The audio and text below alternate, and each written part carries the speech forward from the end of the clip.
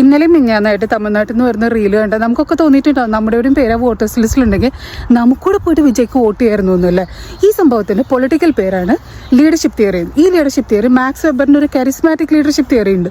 അതാണ് ഇവിടെ ഇപ്പോൾ വർക്കൗട്ട് ആയിട്ടുള്ളത്. അപ്പോൾ ഇതിന് നമ്മൾ പുച്ഛിക്കേണ്ട കാര്യമൊന്നുമില്ല. ഒരു സിനിമാക്കാരനല്ലേ, വിജയല്ലേ, ഇത് നമ്മുടെ നാട്ടിൽ വർക്കൗട്ട് ആവുന്ന ഒരു സംഭവം. പക്ഷെ നമുക്ക് ഇതുപോലെ ലീഡർ ഇല്ലാണ്ടായിപ്പോയി എന്ന് മാത്രം. അങ്ങനെയാണെങ്കിൽ നിങ്ങളൊന്ന് ആലോചിച്ച് നോക്കുക, നമുക്ക് ഇങ്ങനത്തെ ഒരു ലീഡർ ഉണ്ട് എങ്കിൽ നമ്മൾ ഇതുപോലെ ഫസ്റ്റ് ഷോയ്ക്ക് പോകുന്ന മാതിരി എല്ലാവരും പുറത്തുനിന്നുള്ള എല്ലാ ആളുകളും കേരളത്തിലേക്ക് ഒരുപോലെ ടിക്കറ്റൊക്കെ ബുക്ക് ചെയ്ത് നമ്മളൊക്കെ ആഘോഷമായി നമ്മൾ വോട്ട് ചെയ്യുന്നു. എന്ത് ഒരു പ്രതീക്ഷയിലാണ് നമ്മൾ ഈ വോട്ട് ചെയ്യുന്നത്.